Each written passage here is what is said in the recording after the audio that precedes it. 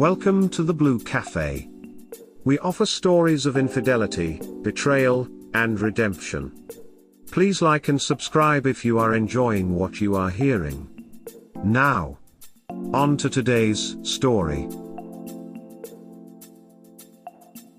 Update: so this is the chasm. Things have been interesting?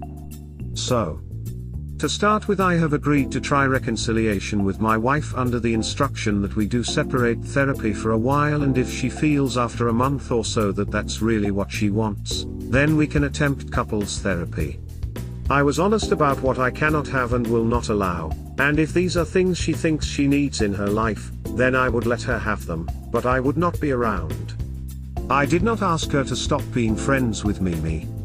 Many people have asked me about it and suggested it, but to be honest, Mimi is more positive in Amy's life than negative.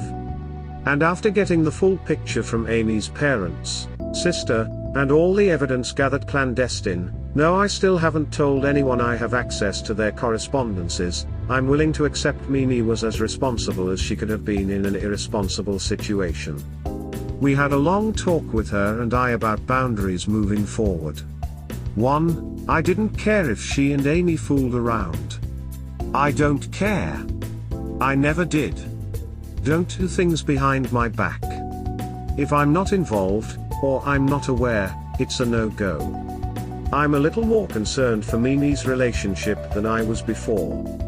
Not because of Buff Doug and Mimi getting along, just because I've found out way more about their sex life than I ever wanted to know.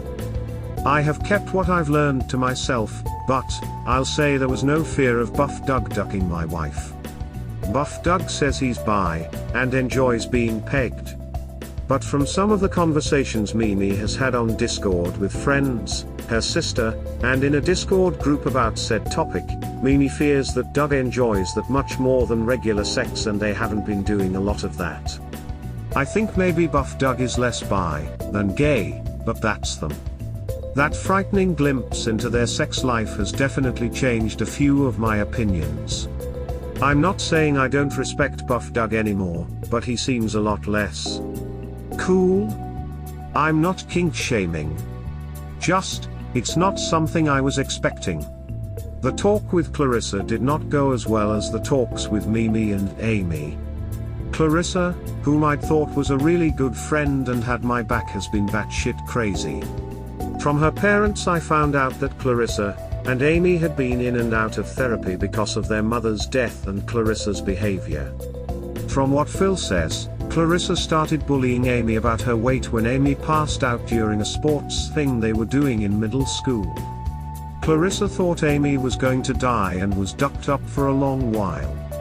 After that, Clarissa would always be very critical of how Amy ate. If she didn't exercise, how she looked. Anything to try to get her to lose weight. Many times she was disciplined for saying ducked up shit to Amy, and throwing their mother's death in her face, like, you wanna die of being fat like mom. And shit. She apparently stopped for a long while after high school. But it started back up a few years ago after Clarissa was married. Apparently Clarissa is diabetic. Type 1 and furious about it. She's been projecting that on Amy, because Clarissa worked her entire life to be healthy and thin, and she resents Amy because she was lazy and didn't care about her health or looks her entire life. Amy doesn't have diabetes. Amy is relatively healthy for her size outside of an anxiety disorder that I hadn't been told about. Mill confirmed Clarissa would lash out at Amy every time something went wrong with her health, or her relationships. I hadn't realized that things in Clarissa's life had taken a step back. She'd lost her job due to COVID, and cheating ex had ducked off to Spain with AP. Clarissa was pregnant and lost the baby because of stress and is under a mountain of bills. Everyone knew all this but me. Amy had been trying to help her sister, but had been getting the venom for a few years now, but says Clarissa would always come back later and apologize.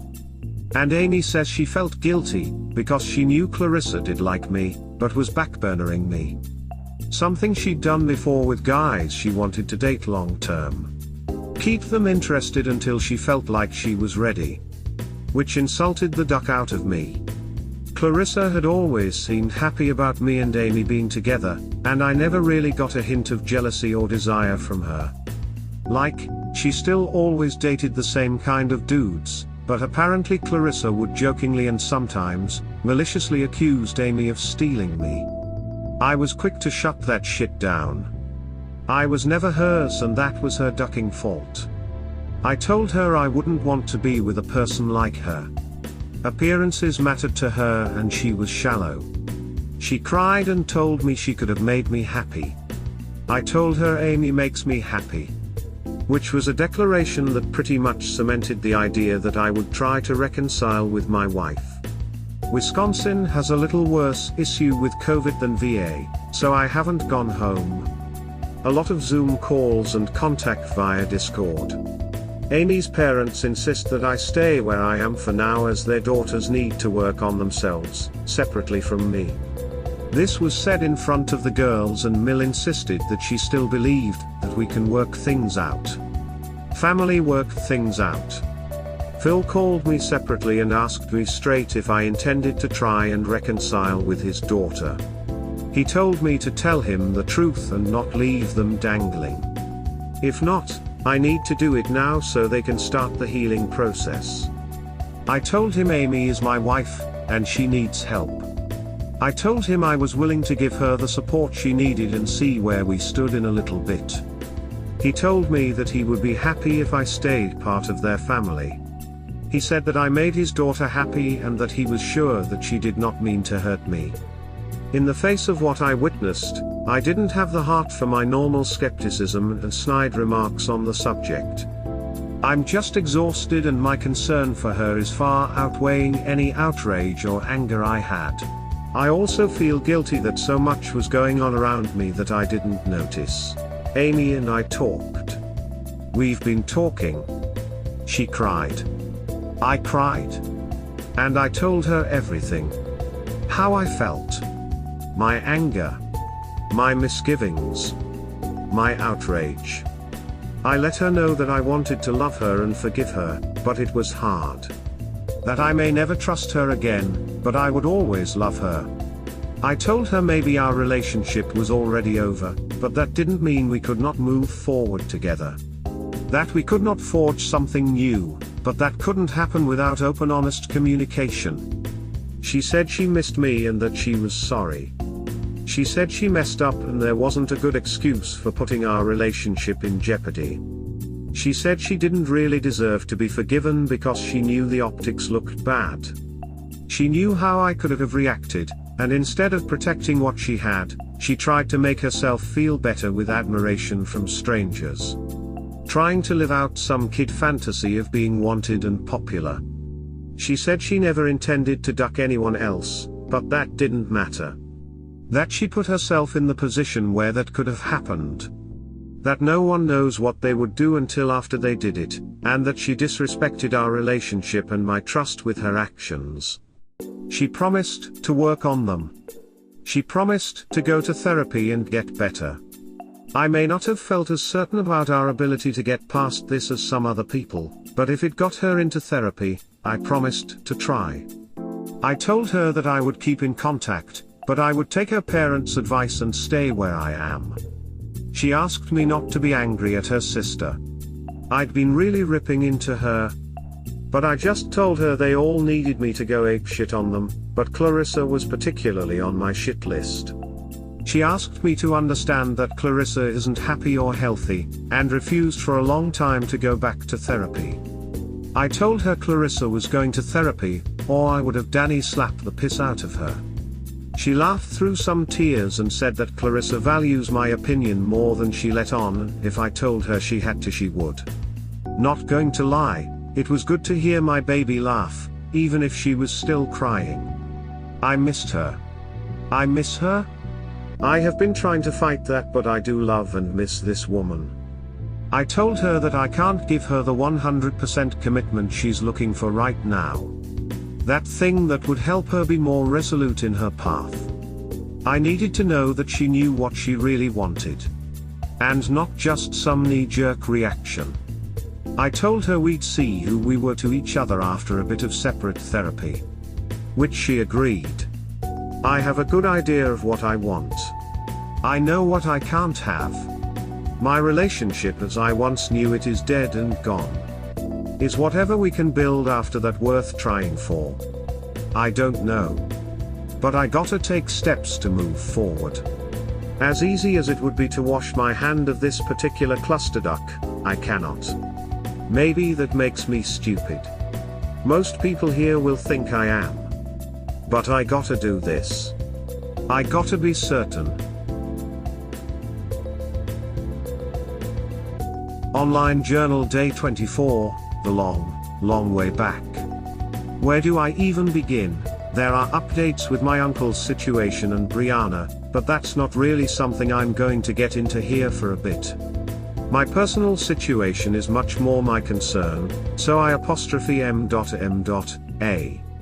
Stick with that. When shit dies down, I'll update anyone who cares about what's going on in we. For starters, I've decided to start the road to reconciliation. Speaking with Amy has been reassuring. What reassures me that maybe reconciliation is possible is despite all the excuses both good and stupid that she could offer me, she didn't take them. Didn't take the way out, and to be honest it's there for her. Given everything I know now, I know I married an emotionally damaged individual who hid a lot of her insecurities, issues, and deep-seated psychological damage in an effort to impress or live up to what she thought I wanted. So to be honest, no matter what, our previous relationship needed to die. She was not the woman that she pretended to be. She is aware and understands that what we had before is gone and dead, and that the trust may never come back fully. She'll always be somewhat suspect. She understands and acknowledges her fault and makes no excuse for her own dumbass decisions. No telling me why she did it.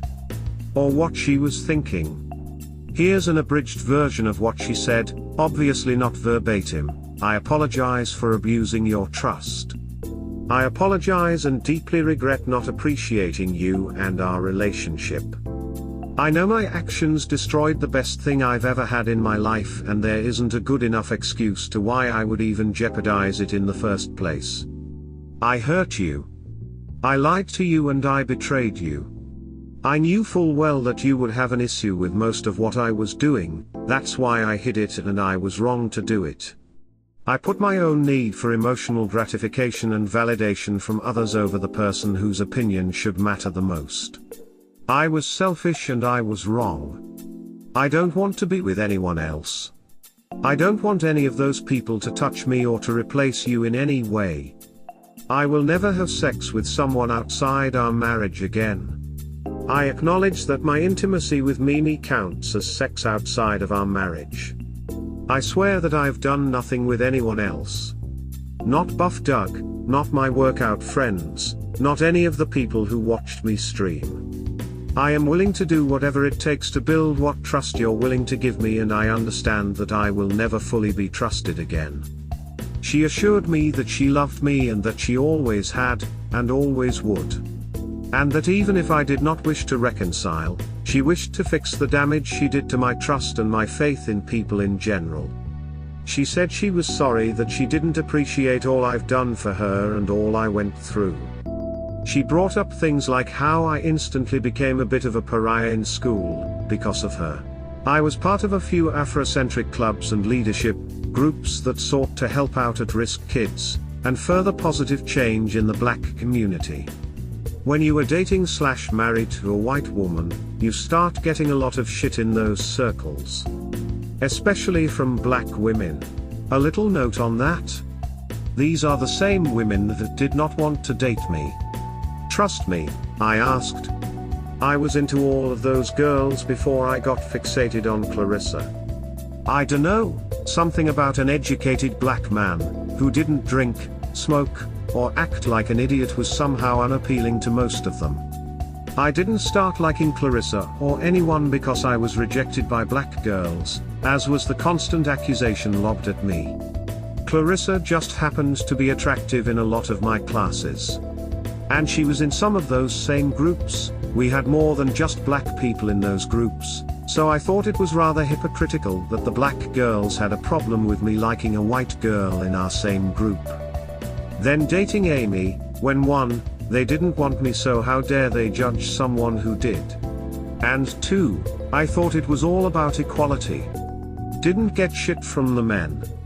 Only the women. But that's a whole different can of worms. Anyway, we agreed to stay separated for now, but I made some promises. One being that we would speak at least once a week on Zoom and discuss how we felt and how individual counseling was going. And just a recap of our week. I told her in no uncertain terms our previous relationship is dead. Right now, consider us separated without all the paperwork. What we're doing now individually and in therapy is deciding if being together is what's best for us, or what both sides truly want. I told her that I know it's the knee-jerk reaction to maintain what you already have. To hold on to it. But she needs to figure out if she's happy with me. Happy with the idea that the relationship will not be what it was.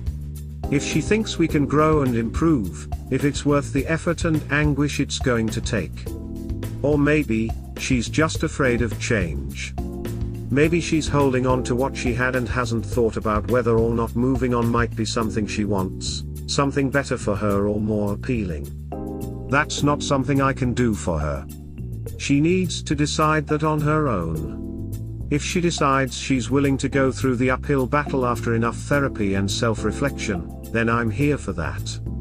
If she decides she's better off looking for a new love, new life, then I will wish her well. She cried and said that's not what she wants. But I just told her that's a real possibility she has to consider. We talked more. Specifically about boundaries and expectations. I told her that I don't give a shit about her and Mimi doing stuff. It doesn't bother me, I've always known and accepted that those two have done stuff before we were married. I asked if they did stuff while we were married and she said only that one time, with me, on our wedding night. Totally forgot that. She said Mimi was fine with never being alone with Amy again, and I said that wasn't necessary. I know the bond between them is important and I knew it when I got into the relationship. I just didn't want things happening behind my back. I don't want anyone lying to me. I don't want her on camera. And I don't want her doing anything with Buff Doug. Mimi is an exception to a rule. She said she didn't need to do stuff with Mimi, and that she had never really sought out Mimi to get her rocks off. Mimi just helped her feel confident enough to do what she did. We talked some more about communication. Phones and emails and stuff. I told her none of that was really necessary. I didn't tell her it wasn't necessary because I had access to all of her communications and shit and would still be monitoring that with Doug. Trust but verify. I know people will say that I'm wrong for keeping this to myself, but I think I'm being judicious enough here without having a trump card. I ain't that sweet. Mimi and I spoke at length about my disappointments and expectations. She got the same talk about what I will and will not allow, with an added bonus that she ducking tell me relevant shit.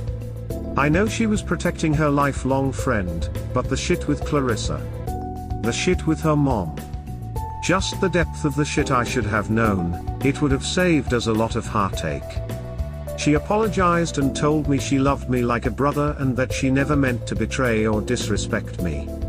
That she had to weigh her loyalty to me and her loyalty to her friend and her friend won out. I told her I understood. Also, given our past, it would be really gross if I were her brother. She then joked that we were southern siblings then. Which I laughed at. For someone who used to tell lewd jokes all the time and was really light-hearted, this is the first time in weeks I'd seen her be that way. Of course I'm talking about all the spying I'm doing on her. Which, again, not telling her about. I'll stop spying at an indeterminate time in the future. Trust but verify. I even spoke to Buff Doug. It was awkward given what I know about him now. But I thanked him for being solid and basically told him what I expected. He said he didn't mind anything between Mimi and Amy, and said that he too would just like them to be honest with him. He said he has no intention of participating and that he would not have ever had sex with Amy. I told him I know and that I believed him.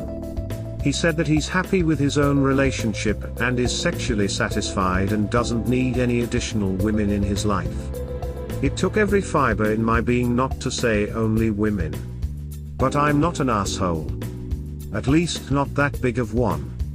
But I told him that we're cool and I thanked him for bringing the sandwiches that one time and for playing it straight with me. He then confessed about some of the things he lied about. Telling me he didn't know how to tell me that he didn't know the whole story, or how long it went on.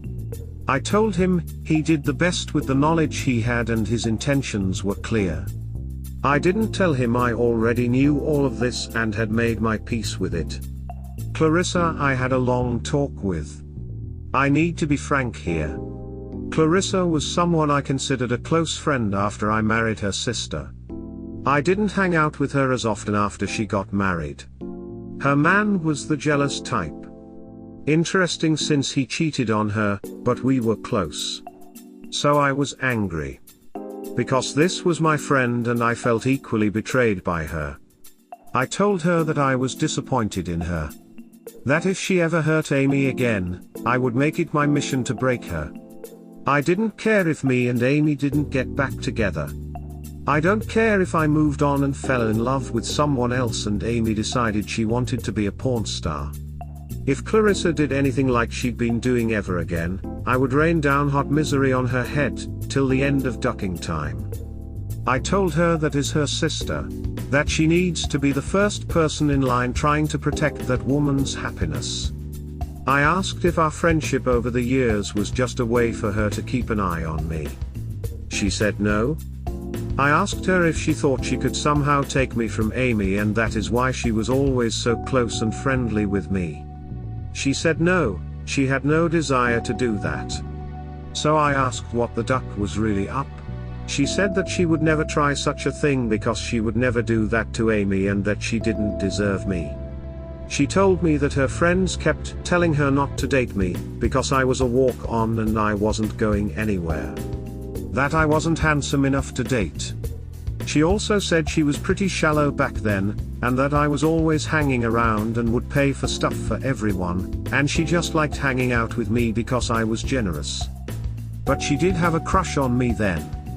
She said she got jealous when I dated Dawn, but she knew that wouldn't last because Dawn was really shallow and her family, Asians, were really racist.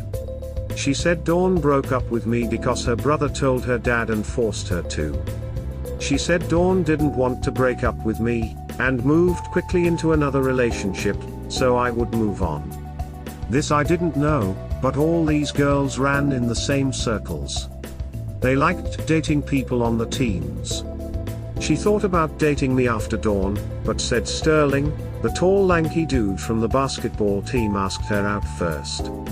She said she didn't really realize how much she liked me until Amy and I started hooking up. And she realized that she wouldn't be able to date me because dating your sister's ex was against the rules. Seeing me with Amy, how I treated Amy, how that relationship lasted and was good had made her jealous.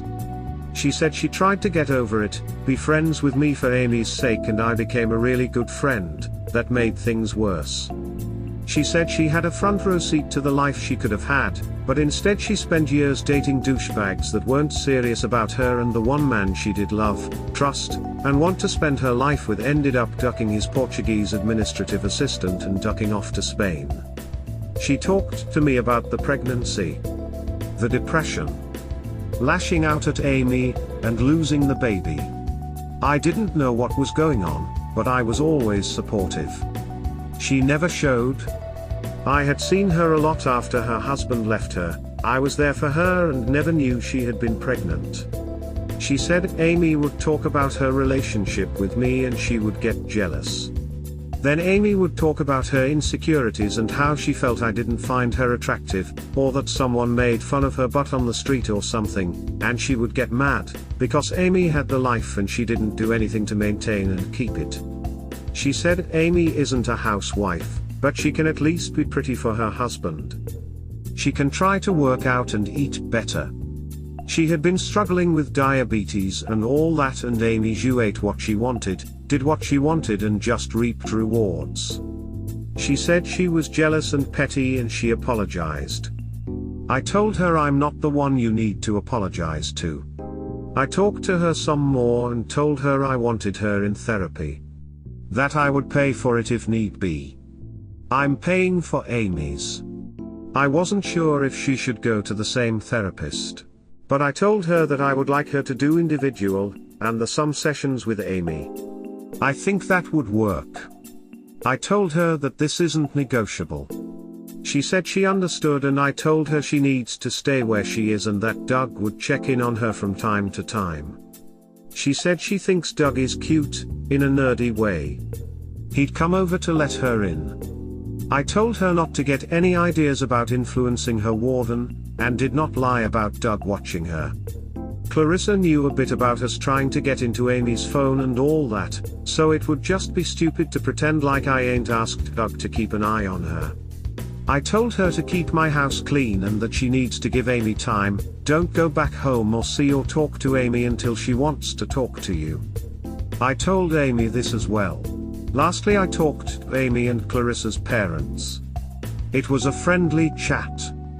Her mom had some funny remarks about me telling everyone what to do, and they just listened to me. I asked if she had a problem, but she said no, it's as it should be. I'm the aggrieved party and the girls really respected me and would do what I asked. Phil said he respected the patience I was showing and how I was handling it maturely. I told them what I expected from their girls and that they were going to both need their parents' support, and that they really needed to talk about their mother's death. I suggested they do some therapy with them. Mill said that she hopes things work out and that she doesn't want to lose me in their family, that I've always been good for their girls, as a husband to Amy and a friend to Clarissa. Phil said that he was happy to have me as a son and that he knew I would take care of his daughter, even in this. I told him reconciliation isn't a guarantee.